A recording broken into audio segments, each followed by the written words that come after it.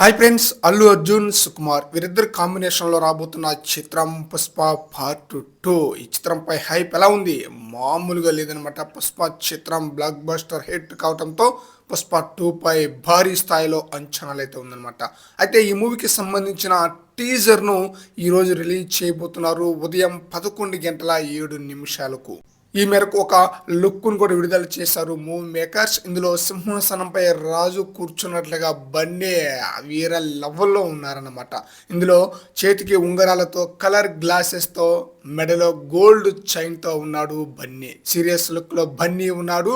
చేతిలో గొడ్డలి ఉంది, దానికి రక్తపు మరకలు ఉంది. వెనకాల తన మనుషులు కూడా ఉన్నారు. ఇలా పుష్పరాజ్గా బన్నీ లుక్ మాత్రం మైండ్ బ్లోయింగ్గా ఉందన్నమాట. అయితే అంతకుముందు టీజర్కి సంబంధించిన 3 డిఫరెంట్ ఫ్రీ లుక్స్ అయితే విడుదల చేశారు.